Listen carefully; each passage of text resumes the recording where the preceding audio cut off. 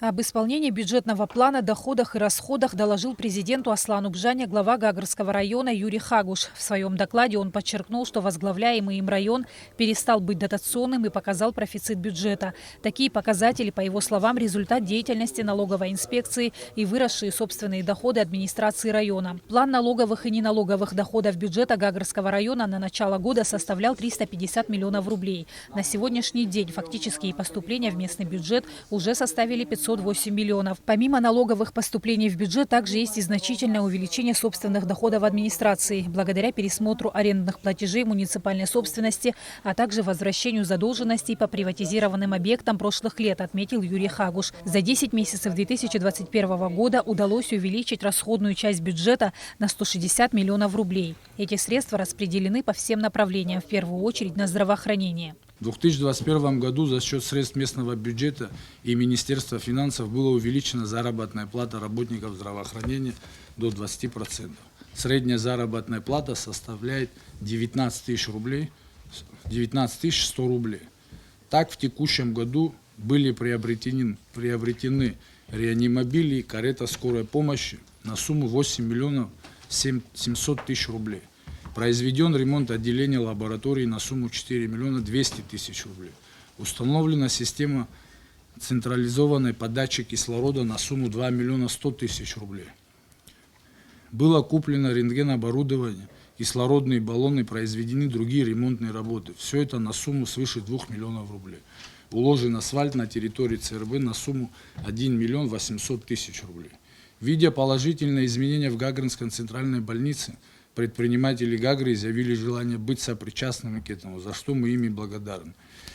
Сейчас ведется ремонт двух отделений, отделения реанимации и отделения приемного покоя на сумму 3 миллиона 200 тысяч рублей.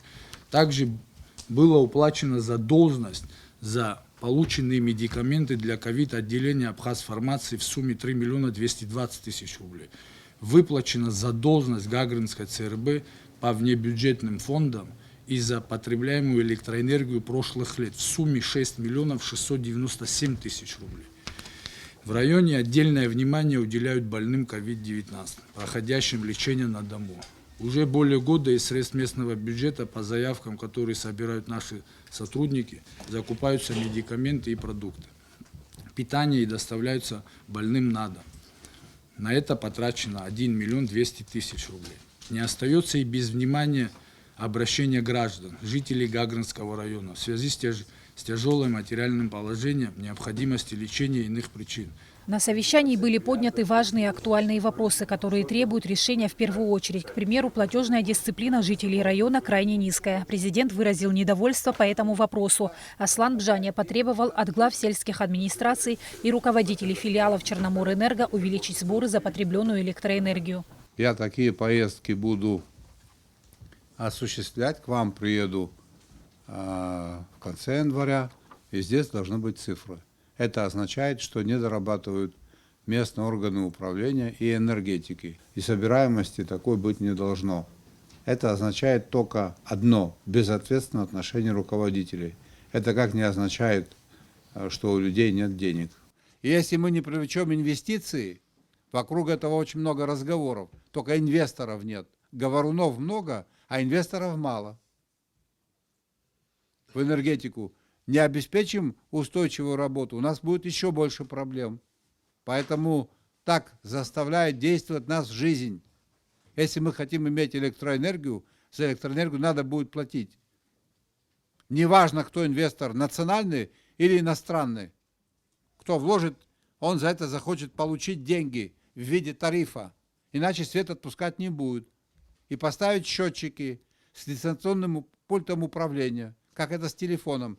Я об этом говорю, потому что таково реальное положение вещей. В этом есть правда. Ее бояться не надо. Мы вместе с вами все исправим, шаг за шагом. У нас есть дорожная карта по выводу энергетики из кризиса. Не верьте тем, кто пытается вас ввести в заблуждение. Не верьте тем, кто пытается вам говорить о том, что в энергетике все было хорошо, что здесь все было прекрасно, и только в последнее время все стало плохо.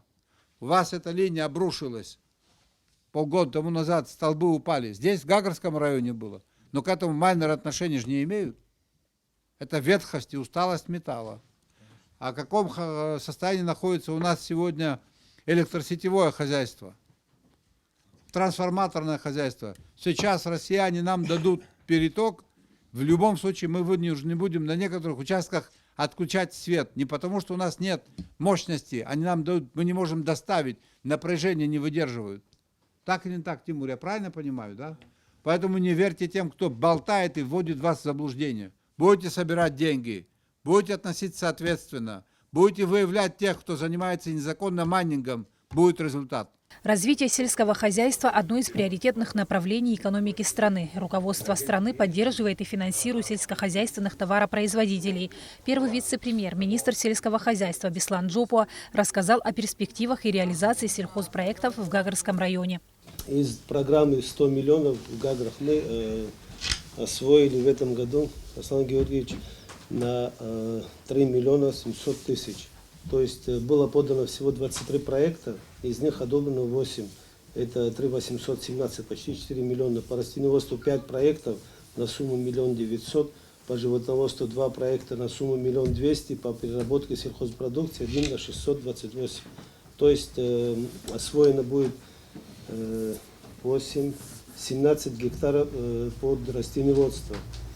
То есть по растениеводству будет, этого по фамилии сейчас нет необходимости, но тем не менее все из тех, кто были поданы заявления, я хотел бы подчеркнуть, что подходы были такие вот чисто вот по тем параметрам, которые комиссия выдвигала, и то, что нам предлагала местная администрация, то есть местные органы. Все проекты мы принимали через вас, через управление, через администрацию, и поэтому мы придавали именно вот приоритет тем проектам. И вот если судить наши проекты, которые сегодня уже освоены, это где-то дополнительно до 30 человек будут трудоустроены, имея в виду на постоянной основе, не говоря о том, что будут привлекаться при том, когда будут проводиться сельхозмероприятия. В следующем году, если уже подаются проекты, Кабинет министров утвердил те же 100 миллионов на развитие сельского хозяйства. Если парламент одобрит, мы будем также принимать проекты, и в том числе и Гагрского района. Те приоритеты, которые посчитает руководство района, мы поддержим и будем совместно работать. По остальным, МТС работает, все мероприятия они провели. Сейчас вот недавно проводили мероприятие по лечению от мраморного клопа. Я думаю, что тоже провели достаточно. Практически его, я думаю, что сейчас вот его нет. И поэтому все остальные мероприятия будут также продолжаться. Итого, сколько денег в Гальском районе по итогам 2021 года освоено? Ну, на сегодня освоено 3 миллиона 817. Что мы имеем на выходе? 3 миллиона вложено куда?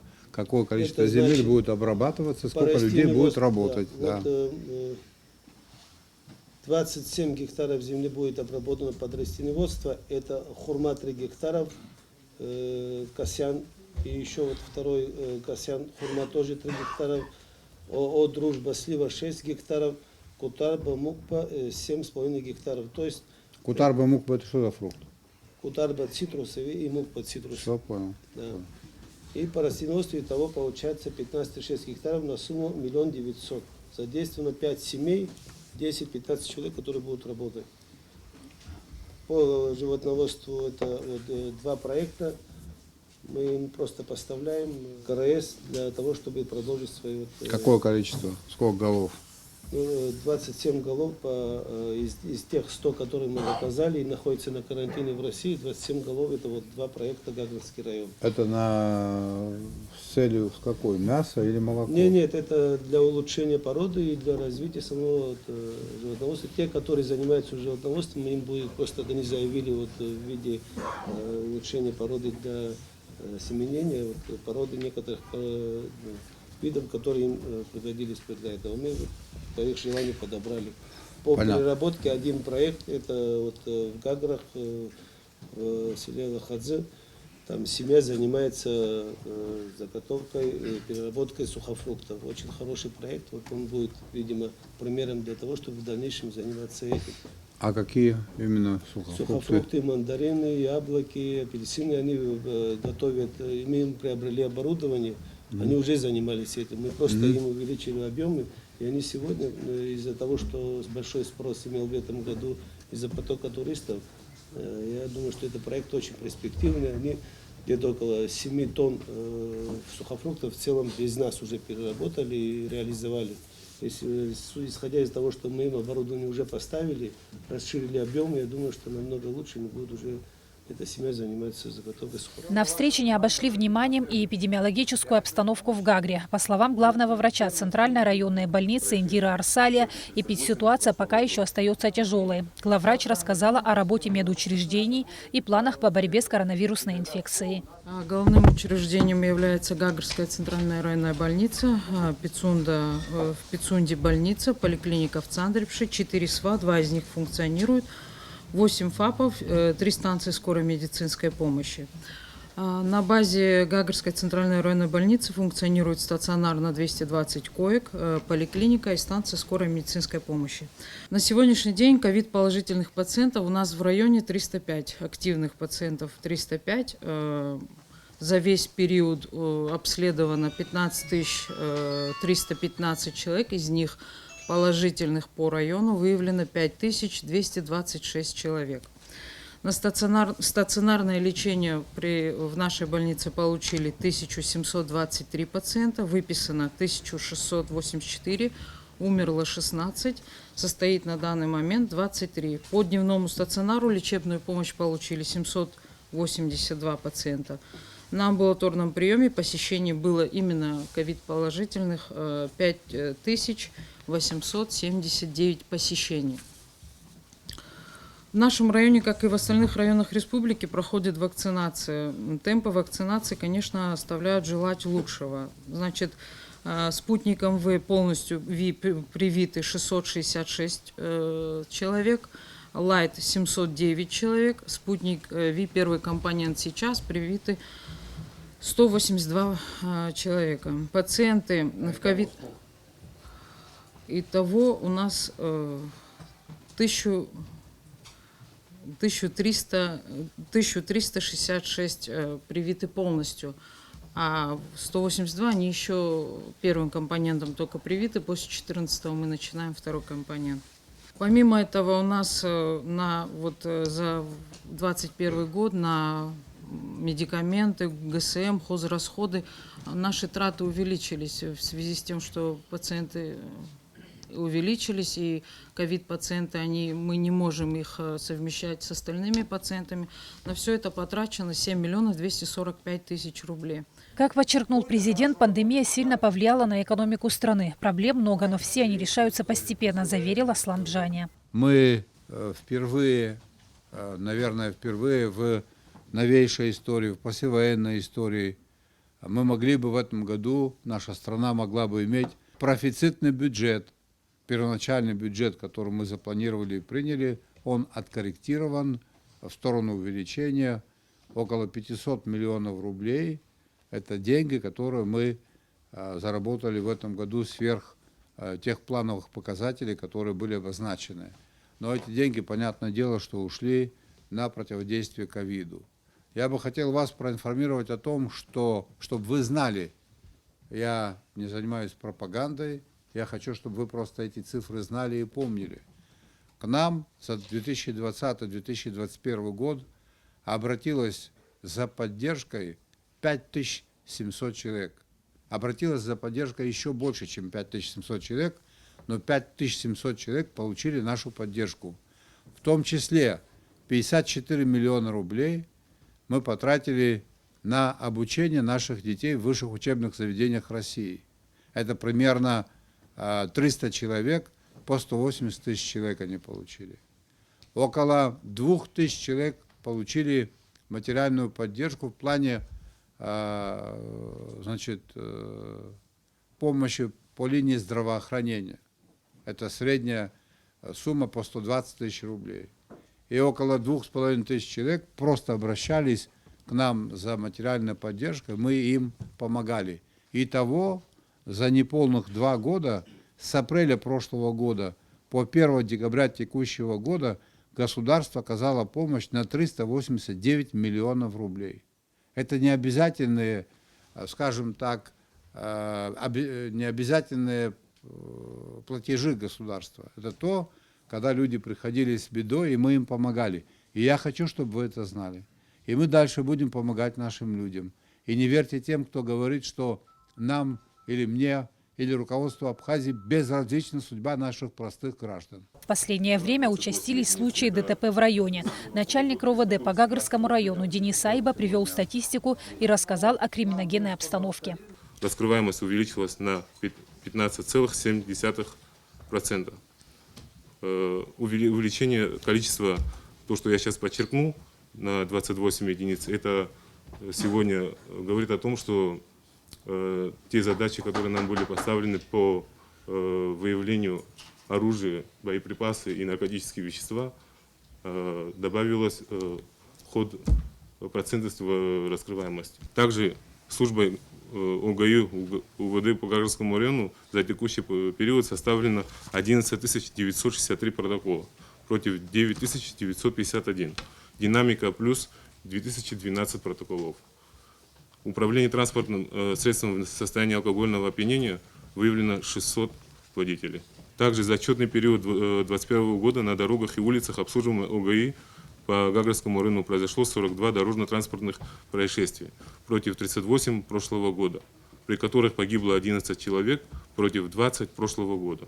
Ранено 52 против 47 прошлого года. Таким образом, УВД по Гагарскому району нацелена и активизирована раскрываемость преступления, недопущение нарушений правопорядка, на сокращение количества административных правонарушений. В Гагарском и Гудаутском районе у нас молодые люди здесь гибнут в дорожно-транспортных происшествиях.